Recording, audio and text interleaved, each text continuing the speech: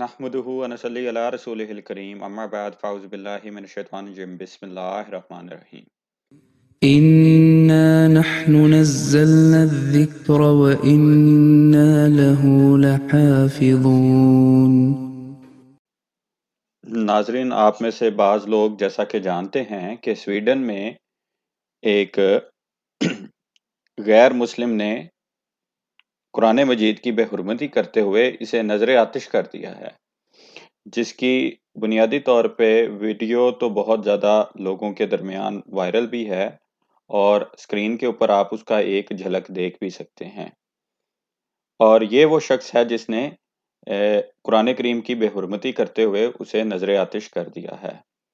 تو اس کے اوپر تو ہم صرف یہی کہہ سکتے ہیں کہ انا للہ و انا الیہ راجعون، لیکن اس کے بنیادی طور پہ ہم سب کو ایک سوال پیدا ہوتا ہے کہ کیا وجوہات ہیں جس کی بنا پر یہ معاملات ہوئے ہیں، اور غور و فکر کریں تو دنیا کے اندر اس کی بنیادی وجوہات دو طرح کی ہیں۔ ایک وہ کہ جسے مسلمانوں نے غیر دانستہ طور پہ اسلام کی ایسی تعلیم لوگوں کے سامنے پیش کر دی ہے جس سے لوگ اسلام کو دہشت گردی کا مذہب سمجھتے ہیں، فتنہ فساد کا مذہب سمجھتے ہیں، اور یہ کم فہم اور کم علم لوگ جنہوں نے قرآن کریم کو کبھی کھول کے پڑھنے کی زحمت ہی نہیں کی، اور لوگوں کے دلوں میں اور ان کے ذہنوں میں یہ بٹھا دیا گیا ہے کہ یہ وہ کتاب ہے جو کہ اس سارے فتنے فساد کا موجب ہے، اس وجہ سے وہ قرآن کریم کی تعلیم سے اور قرآن کریم سے نفرت کرتے ہیں۔ جبکہ ہم جماعت احمدیہ کے فرد ہوتے ہوئے جب اس قرآن کریم کی تعلیم کو دیکھتے ہیں تو وہ تو بڑی پاکیزہ اور انسانیت کی فلاح و بہبود کی خاطر پیش کی جانے والی تعلیم ہے، لیکن اس ساری تعلیم کو جو بھی تقوی کے ساتھ دیکھنا چاہے اسے قرآن کریم کھول کے پڑھنا پڑے گا۔ لیکن جیسا کہ دنیا کے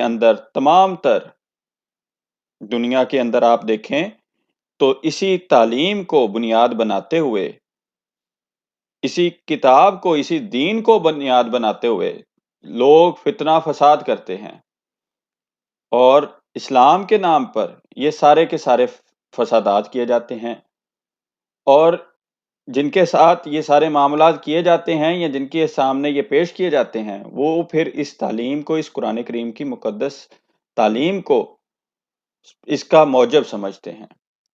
لیکن اس کے برعکس جب یہ معاملات غیر مسلموں کی طرف سے کر دیے جاتے ہیں تو ہمارا ری ایکشن کیا ہوتا ہے، ہمارا رد عمل کیا ہوتا ہے؟ املاک جلا دینا، فتنہ فساد کر دینا، اپنی ہی چیزوں کو نظر آتش کر دینا، چیزوں کو توڑ پھوڑ کر دینا، اور اپنے ملک کی جو اپنے ٹیکس کے پیسے سے ہم نے یہ چیزیں بنائی ہوتی ہیں ان کو تباہ و برباد کر دینا۔ کیا یہ اسلام کی تعلیم ہے؟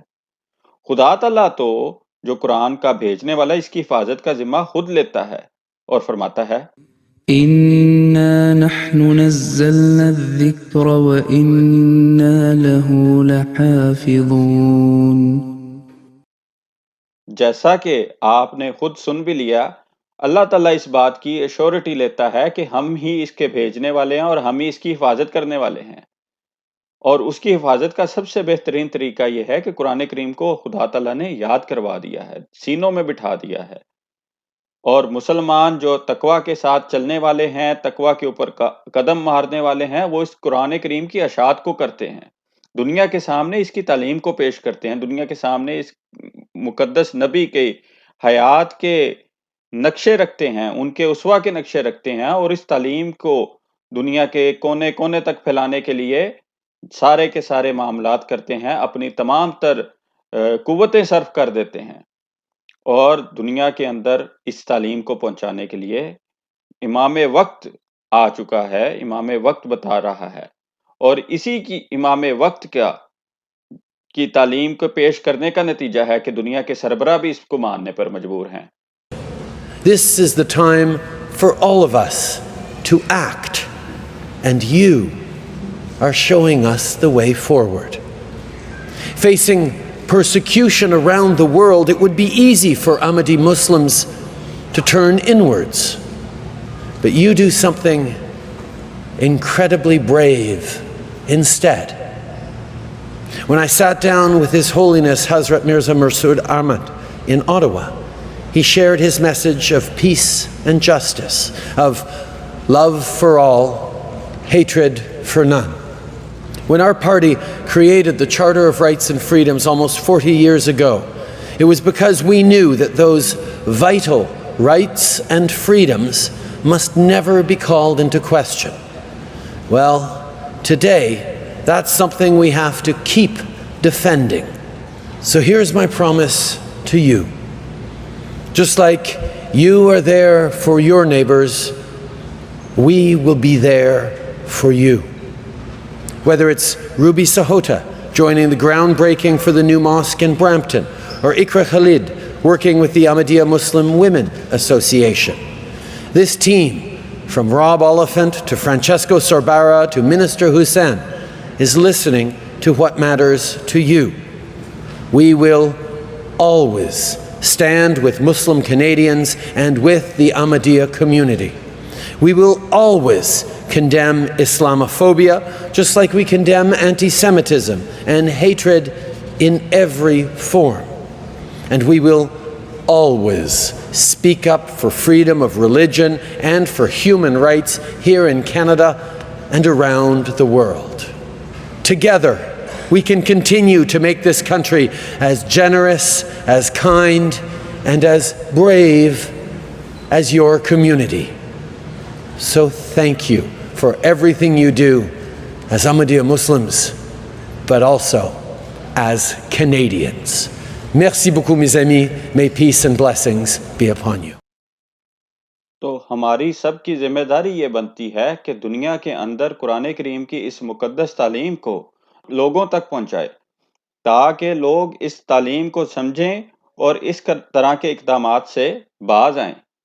اور ہمیں کثرت کے ساتھ خدا کے حضور جھکنے اور دعائیں کرنے کی ضرورت ہے اس وقت، تاکہ خدا تعالیٰ ان لوگوں کے سینوں کو کھولے اور انہیں قرآن کریم کی اصل تعلیم کو سمجھے. یعنی دو طرح کی ذمہ داریاں ایک مسلمان پہ اور ایک حقیقی مومن پہ فرض ہوتی ہیں، کہ ایک تو قرآن کریم کی تعلیم کو لوگوں کے سامنے پیش کرے اور اس کا عملی نمونہ پیش کرے، اور ساتھ میں اللہ کے حضور دعائیں کرے گریہ آزاری کے ساتھ کہ اے خدا ان سب کے دلوں کو کھول اور ان کو اس مقدس تعلیم کو سمجھنے کی توفیق عطا فرما. جزاکم اللہ واسن الجزا. السلام علیکم ورحمۃ اللہ وبرکاتہ.